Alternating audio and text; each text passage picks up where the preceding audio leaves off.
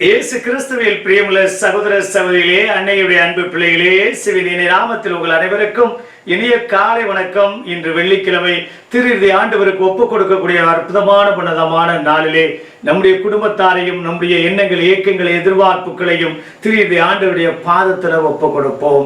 நீங்க எல்லாரும் நல்லா இருக்கணும், ஆசீர்வாதமா இருக்க என்னோடு இணைந்து ஜெபிக்க உங்களை அன்போடு வேண்டுகிறேன். பிரியமான சகோதர சகோதரிகளே, அழியும் பணத்தை வைத்து நிலையான உறவுகளை சம்பாதித்துக் கொள்ள தயங்காதே என்பதுதான் இந்த நாளுடைய நற்செய்தியில நாம் வாசிக்க கேட்கின்றோம். மலைப்பிரதேசத்தில் ஒரு விறகு வெட்டி நடந்து சென்று கொண்டிருக்கின்றான். துரதிருஷ்டவசமாக ஒரு புலி அவனை துரத்த ஆரம்பிக்கின்றது. துரத்தி அவன் ஓடி ஓடி வருகிறான். கடைசியில் ஒரு மலை உச்சியில நிற்கின்றான். முன்னே பார்க்கின்றான் ஒரு பாதாளம், பள்ளத்தாக்கு.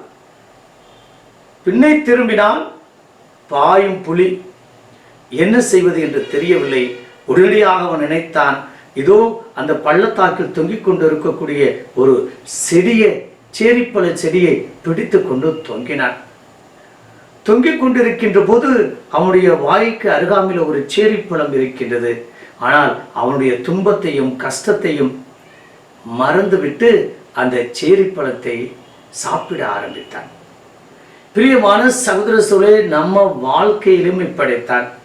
ஒரு சில நேரங்களில் துன்பம் இருந்தாலும் துயரம் இருந்தாலும், இது பாவம் என்று தெரிந்தாலும் பலவீனம் என்று தெரிந்தாலும், இதிலிருந்து நமக்கு பெரிய பிரச்சனை வரும், துன்பம் வரும், பெரிய ஆபத்து அல்லது பெரிய இழப்பு வரும், வியாதி வரும் என்று தெரிந்தும் கூட ஒரு சில நேரங்களில் நமக்கு சுவையானது எதுவோ, ஆசையானது எதுவோ, பிரியமானது எதுவோ அதைத்தான் நாம் அனுபவிக்க தொடங்குகிறோம், அல்லது அத்தனையும் நாம் மறந்து விடுகிறோம்.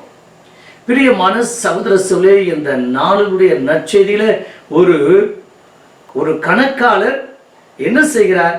தன்னுடைய முன்மதியை பயன்படுத்தி கொண்டு இதோ அவனுக்கு வேலை போய்விடும், ஆகையால் அவன் இந்த அழிந்து போகக்கூடிய பணத்தை வைத்து அவன் அழியா உறவை சம்பாதித்துக் கொள்கிறான். செல்வமா உறவா, இது முக்கியம்.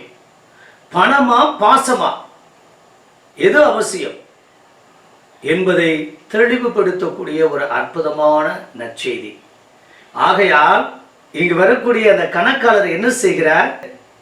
அந்த நற்பேருக்காக தான் செய்தது குற்றம் என்றாலும் அவன் நிறைய உறவை அவன் ஏற்படுத்திக் கொள்கிறான்.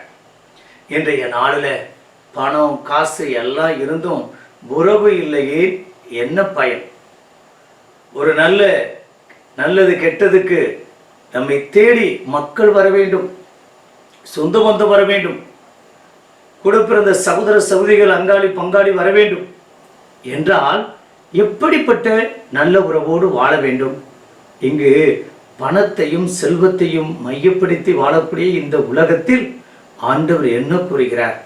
இதோ அந்த அழிந்து போகும் பணத்தை வைத்து அவன் அழியா உறவை, அழியா சொந்த பந்தங்களை ஏற்படுத்திக் கொள்கிறான் என்றால் அவனை விட ஒரு விவேகம் உள்ள கணக்காளர் யாரும் இல்லை என்று அவன் செய்தது குற்றமாக இருந்தாலும் ஆண்டவர் அதை நியாயப்படுத்துகிறார்.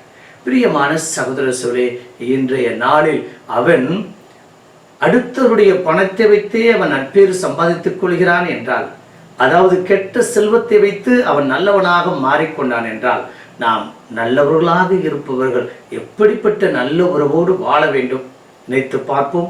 அதற்காக இந்த நாளில் நாம் இணைந்து ஜெபிப்போம். பரலோக தந்தை இறைவா, நிறைய சூழ்நிலையில எங்களுக்கு பாவம்னு தெரியும், பலவீனம்னு தெரியும், குறையினும் தெரியும், குற்றம்னு தெரியும், தவறுன்னு தெரியும். இருந்த போதிலும் நாங்கள் ஒரு சில நேரங்களில் எங்களையே நாங்கள் மறந்துடுறோம். எல்லாம் ஆசையே துன்பத்திற்கு காரணம். அந்த பேராசையினால எங்களுடைய நல்ல உறவை, நல்ல நட்பை, சொந்த பந்தங்களை நாங்கள் இழந்து நிற்கின்றோம். எங்கள் வார்த்தையினால, பணத்தினால, எங்களுடைய அதிகாரத்தினால பலதரப்பட்ட சூழ்நிலையில நாங்கள் பிரிந்து வாழ்கிறோம். அப்பா தகப்பனே, பணம் இன்று வரும், செல்வம் இதோ இன்று வரும், நாளை போய்விடும். செல்வமும் குறைந்து போகலாம், அழகும் மங்கி போகலாம், ஆனால் நல்ல உறவு, நல்ல நட்பு மட்டும்தான் கடைசி வரையில் வரும். அப்பா, அப்படிப்பட்ட ஆசீர்வதிக்கப்பட்ட பிள்ளைகளாய் நாங்கள் உறவுக்காகவும் பாசத்திற்காகவும் நட்பிற்காகவும் என்று வாழ கிருபை தரும்படி எங்கள் ஆண்டவராய் இயேசு கிறிஸ்துவின் நாமத்தில் ஜெபிக்கிறோம் நல்ல பிதாவே, ஆமென்.